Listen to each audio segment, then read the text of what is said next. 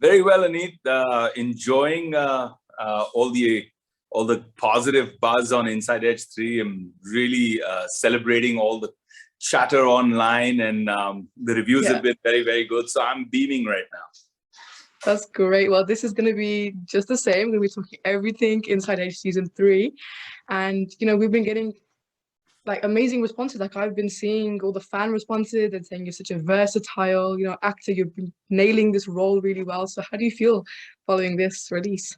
Elated, as much as we say, oh, I don't care about reviews, and I've been around for almost 2 decades, and as much as you say all of that, you're like a kid in a candy store when you're getting good reviews, and when the audience is showering that unconditional love, that pure fan love that's coming in and saying, man, you nailed it, we love you, Vikrant Dhawan, and all of that. You're just like, happiness. It's like I haven't slept in like maybe 3 or 4 days, and I don't feel it. I've been traveling a lot with the promotions and everything, and I don't feel a thing. I don't feel like I need to sleep. It's just this is fueling me. Yeah, it definitely gives that pump, like to keep on working and keep doing what you do. Mm-hmm. So yeah, definitely. And could you tell us a little bit about this season now? So maybe not to spoil too much, but a bit about the plot, maybe, what we can look forward to, what we can see from you. Well, so Aneet, what I love about this season personally is that it's like the culmination to this battle that's been building up over the last 2 seasons, right, between Vikrant and Bhai Saab. Vikrant got outwitted and outsmarted in the first season. The second season, it was all about quietly operating from behind, building his resources, getting prepared for that fight back, strengthening himself. That wounded tiger, the wounded lion, trying to get himself back into that space. And then now the third season is him roaring out there saying, I'm coming for you. And that's what's exciting about it, because there's so much of fun confrontations and manipulations and everything that you love about Vikrant. He's in full glory in this season. In this season, and the other thing that I think as an actor that I really enjoyed was this is the first time you get to see the man behind the scar. So you've seen the scar on his face, but what's the scar inside that makes Vikrant who he is? Why is he like this? Why is this insatiable greed for power? Why does he need to feel that power all the time? What's that kick? That's something that you get to see. You see what's going on inside. You see what's going on behind him, and that's what I love about this season. As an actor, it was really interesting, and need to calibrate it right as a performance, because when you're season one's become a success, there's a mini kind of a cult following of Vikrant Dhawan, the character, so they want to see Vikrant a certain way, and then you have to also have, as an actor, as a performer, taking the story forward, you have to have an evolution also. So he has to be the same, but yet he has to be different. So that's always a challenge. There's like a deeper meaning, like within your character. Now, it does seem as though this season is much more focused on sort of the consequences of the previous seasons, and much more in-depth investigation of the cricket league and everything that goes on. So would you agree with that? Yeah, I mean, see, for the cricket purists, they've got the whole India-Pakistan test, which is like as big as it gets. It's like, drives all of us crazy, fans like myself. And for people who don't get cricket, right? So for example, this show is releasing in 240 countries. And I'm getting, people hitting me up from Eastern Europe saying, we loved you, we loved the show. And I'm like, they don't even know what cricket is in Eastern Europe. They've never even been exposed to it. But yet there is that connect, because somewhere the human story is kind of taken over, right? It's that whole human story and the twists and turns between the characters that are capturing the imagination of people that don't even know anything about cricket. And that's what's exciting. Yeah, I mean, even within the cricket scenes as well, it seems so real and so authentic. And then we see your dark side as well. And I was reading a few comments as well, and a lot of fans were saying, "Ki pura trailer ek taraf the, Vivek Oberoi's entry ek taraf," you know what I mean? So, like from the trailer, it's very clear that you're nailing this role. And again, like I said before, the fan responses, they've been amazing as well. So, being the character itself, Vikrant Dhawan, how was it? Did you enjoy this role throughout? Have you noticed any changes in your characters from the previous seasons? So I'm going to say, Aneet, that I love my characters and my chocolate deliciously dark. What a great answer. Wow. I mean, has it been difficult? Has it been challenging? Especially this season, season 3, has it been something that you've, like a step Yeah, up? yeah, for sure. Because, there's a lot of things that you're dealing with. You're like, okay, what do I do different now? A film is 2 hours. You're grabbing someone's attention for 2 hours, 2.5 hours. But a season is 7, 8 hours. And then to do it 3 times over is to keep him interesting for those 21, 22 hours where you're trying to still capture the imagination over 3 seasons of the audience and connect with them.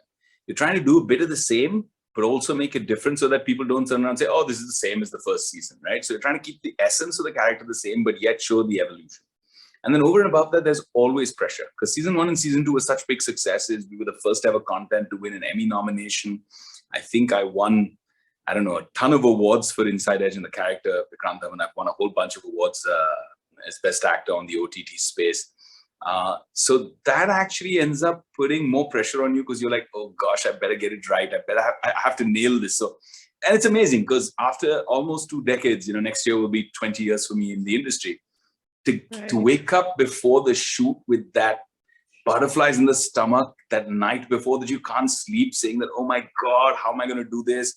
Is it going to be okay? Am I doing it right?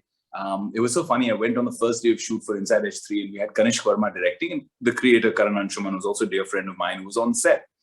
And I was constantly working on the little tweaks, and I was talking to Kanishk, and I was like, Kanishk, am I getting it right? Is this okay? Is it too much? Is it too little? It has to be right. And at some point, Karan laughs and said, bro, it's your 3rd season and his first. why are you behaving like it's first? So so it was a lot of fun. And it's great to feel that nervous and that excited. Otherwise, as an artist, the worst thing is to feel jaded, to feel, yeah, what's new? I've done this before so many times. So this felt great, made me hungry. You have, big expectations of this as well. And it's almost like the adrenaline you get. So talking about Kanish Verma, how was it working with him? He's great. With him a fun talent, and he has a different language, and that's what I like about the fact that you have a set of creators, and then you have writers that keep changing. They co-create along with Karan Anshuman, and they keep the essence of the characters and spirit of the show the same, but they keep bringing something new. And the same thing happens with directors, because the visual language changes. So Kanish brought a whole different visual language, and he married into the older ones. So it kind of carries the legacy, the torch forward, but brings his own kind of feel to it. So it's been amazing, and the response overall has also been fantastic.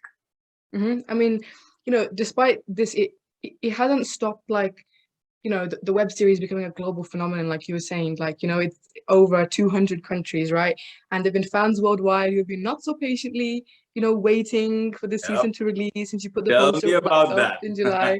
So is this the result that you have been, wanting to be recognized worldwide? And, do you think you are setting precedents, and now there's more Bollywood stars that are crossing over from films into actual TV series and into shows? Yeah, and it's so exciting to see that. Aneet, in 2017, when I did Inside Edge, everybody was like, what's OTT?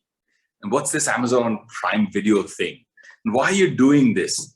And there were so many people who were advising me, saying, not the right move, perception-wise, not the right move. And I was like, listen, I've always broken the rules. I did Company at a time where the tradition was that, the actors' star sons would be launched, and my father was launching me just like every other star son.